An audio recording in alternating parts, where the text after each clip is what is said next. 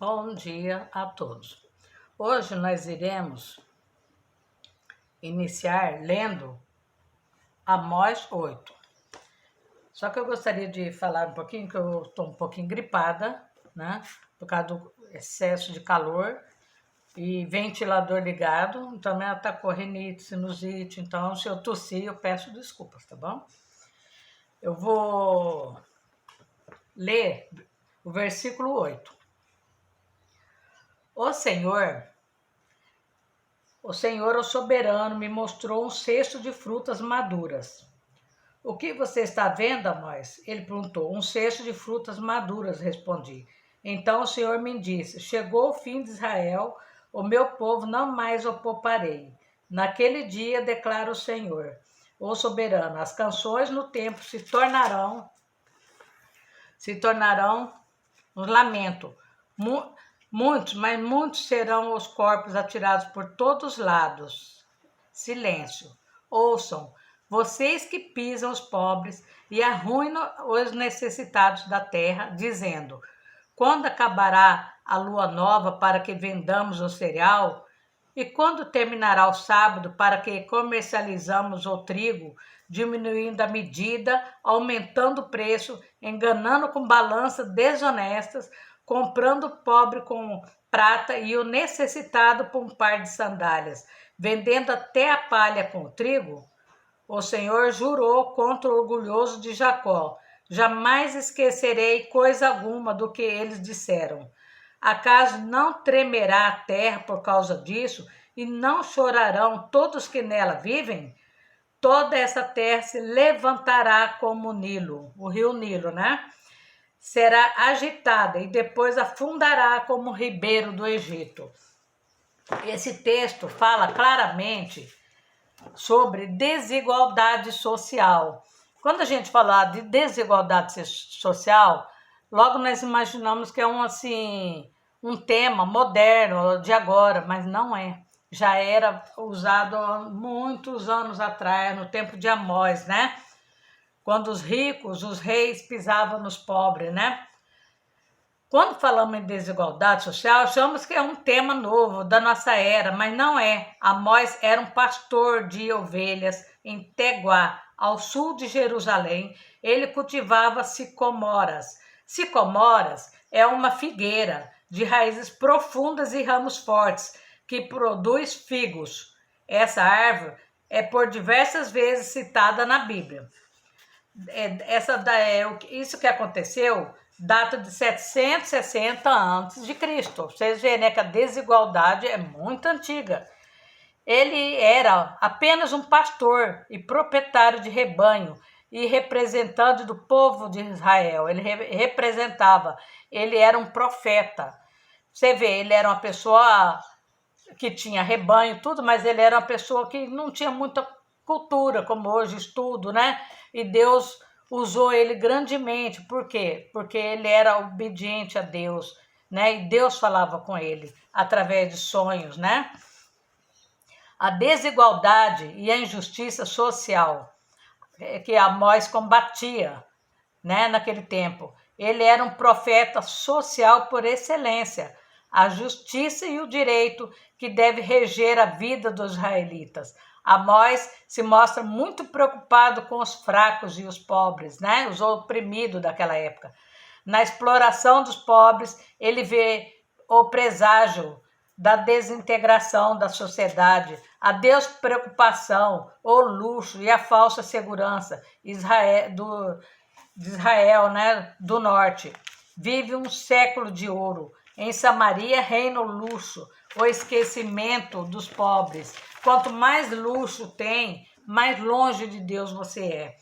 Né? Reinam a falsa religião, sacrifícios vazios que nunca chegou até Deus e muitas práticas idolátricas. Reina a falsa confiança política pelo qual Samaria vive e se comparando com os outros reinos da região, né?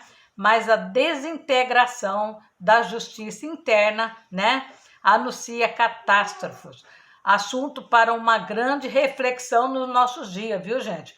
que nós já estamos assim numa época de eleição e nós estamos vendo, né, o que está acontecendo. Então, se vocês olharem esse texto, vocês verem direitinho, vocês vão ver que praticamente é uma cópia do que está acontecendo hoje, né?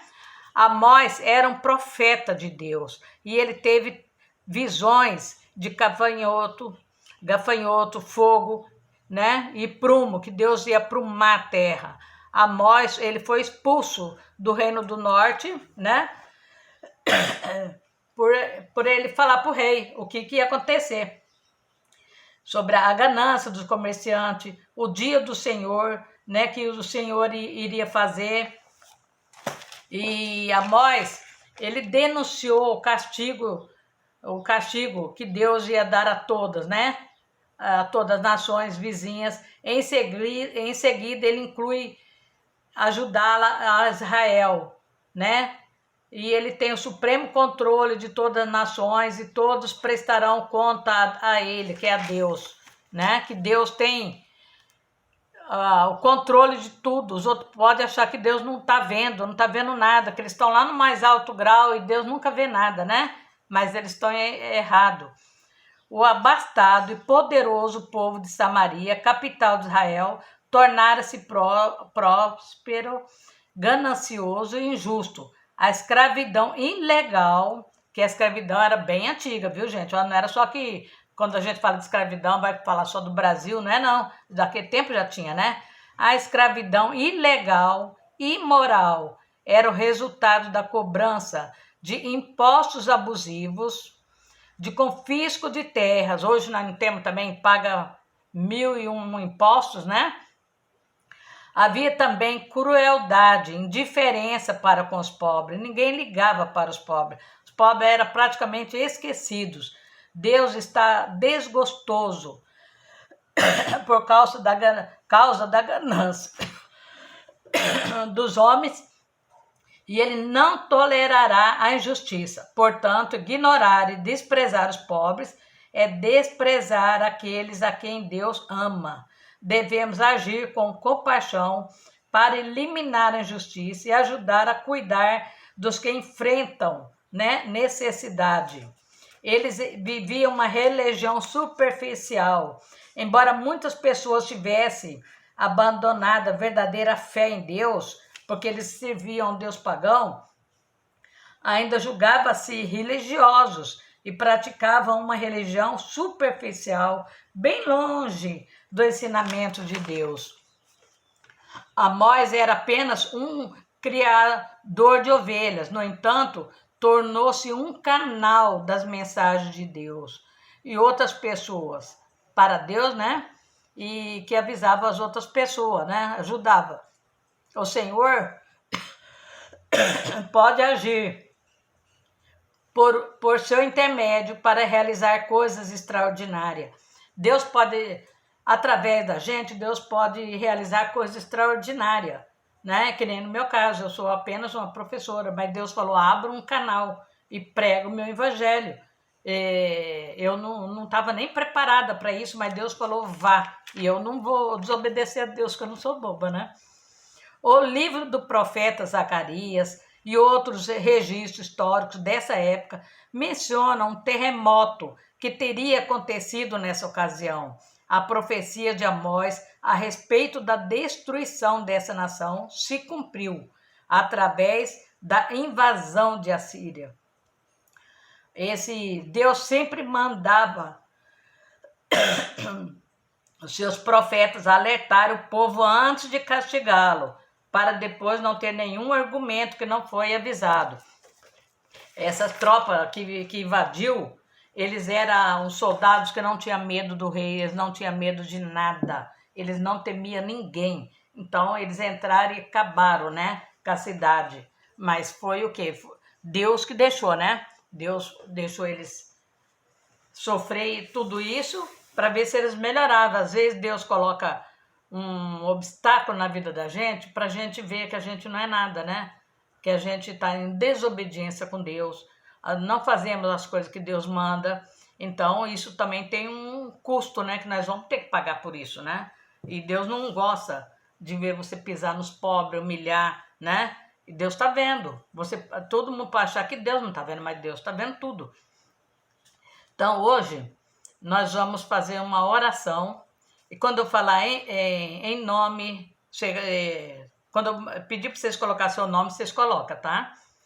Nós vamos fazer uma oração para cortar todo o mal na nossa vida, viu? Você põe eu em nome de Jesus Cristo, eu vou pôr, Tereza, vocês põem o nome de vocês.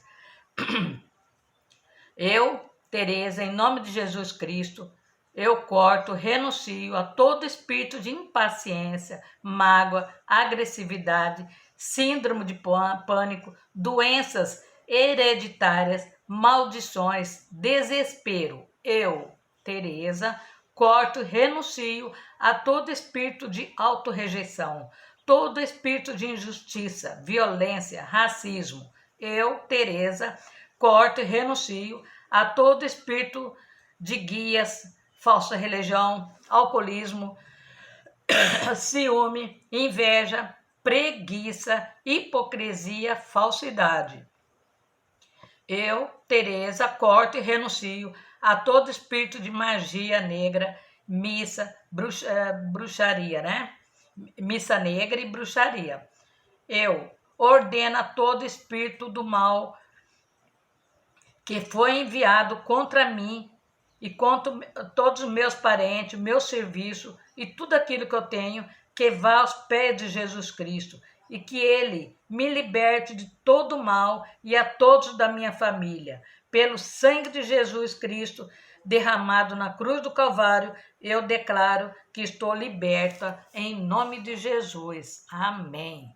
Amém e até a próxima, se Deus quiser, tá?